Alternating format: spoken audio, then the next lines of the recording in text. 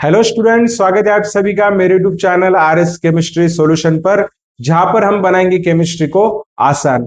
तो हम क्या करते हैं स्टूडेंट, इस वीडियो में कुछ मोल कंसेप्ट के जो एग्जांपल्स है, मतलब एक नया कंसेप्ट हम सीखने वाले हैं, that is called as molar mass. और मोलार मास से हम कैसे नंबर ऑफ मोल्स कैलकुलेट कर सकते हैं, मतलब कुछ क्वेश्चन की हम प्रैक्टिस करने वाले हैं। तो इस वीडियो को आपको आखिर तक देखना है। अगर आप मेरे चैनल पर नए हो तो प्लीज मेरे चैनल को सब्सक्राइब करना है, इस वीडियो को लाइक और शेयर भी करना है। चलिए समझते हैं स्टूडेंट एक इंपॉर्टेंट कंसेप्ट, जिस कंसेप्ट का नाम है molar mass, concept of molar mass. तो क्या होता है मोलार मास? मोलार मास को कैसे हम डिफाइन करेंगे? सो मोलार मास ऑफ एटम और molecule is the mass of atom और मॉलिक्यूल कंसिस्ट ऑफ 1 मोल। और 1 मोल मतलब कितने पार्टिकल्स होते हैं? 6.022 इंटू 10⁻23 पार्टिकल्स, जिनको हम एवोगाड्रो नंबर या एवोगाड्रो पार्टिकल्स भी कह सकते हैं। ठीक है, तो मोलार मास का मतलब क्या होता है?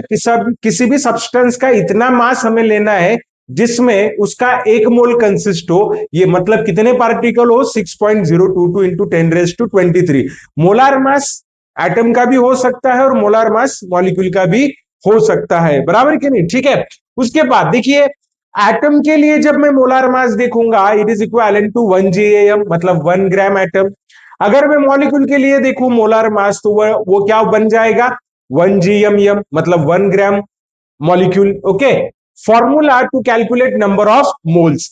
देखिए यहां पर हमें क्या करना है ना, नंबर ऑफ मोल्स का फॉर्मूला देखना है, जहां पर हमें मोलार मास बहुत ज्यादा क्या करेगा स्टूडेंट? हेल्प करेगा।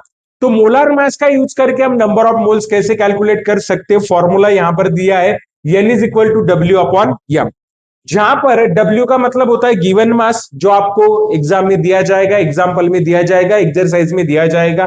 कैपिटल M होता है मोलार मास, जो कि आप कैलकुलेट करोगे from the gram atomic mass और ग्राम मॉलिक्यूलर मास।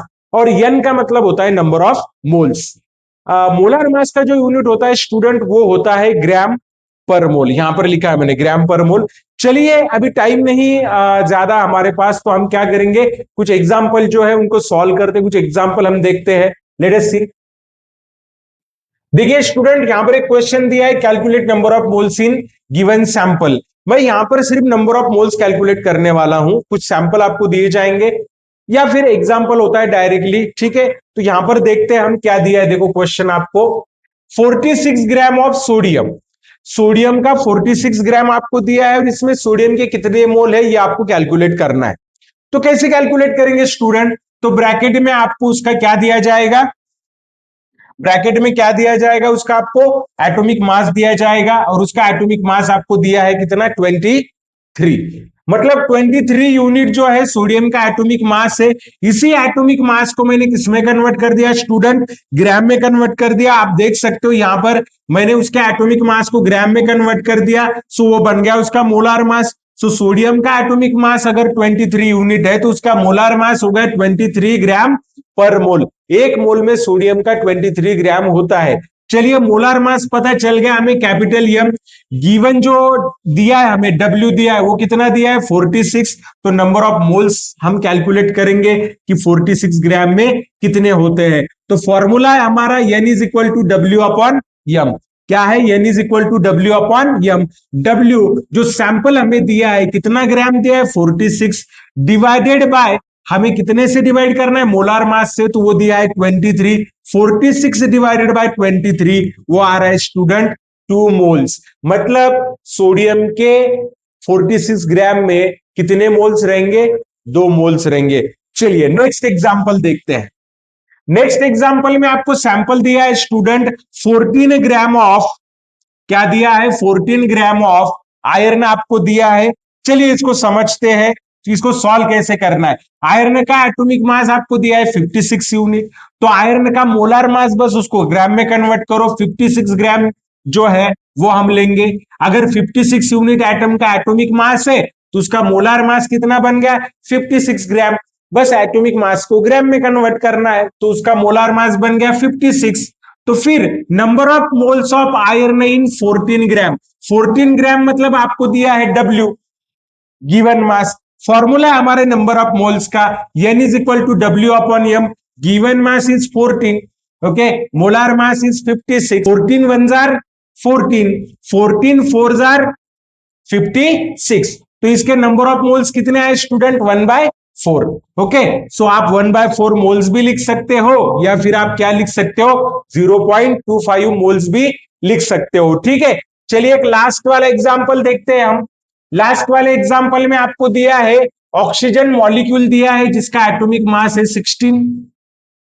तो उसका मॉलिक्यूलर मास क्या होगा? क्योंकि O2 दिया है, O2 के मॉलिक्यूल में 2 ऑक्सीजन एटम होते हैं, एक ऑक्सीजन एटम का मास अगर 16 है तो 2 का कितना हो गया? 32 यूनिट। तो मोलार मास जब ऑक्सीजन का आप लिखोगे तो वो कितना होगा स्टूडेंट? 32 ग्राम पर मोल। ओके, जो कि हमें दिया है, और सैंपल में हमें कितना दिया है? 160 ग्राम। तो 160 ग्राम में ऑक्सीजन के कितने मोल्स होंगे? Given mass upon molar mass. Given mass कितना है? 160। मोलार मास कितना है? 32। तो कितने मोल्स हो गए? 5 moles. So number of moles of oxygen in 160 ग्राम वो कितना होगा? 5 मोल्स होगा।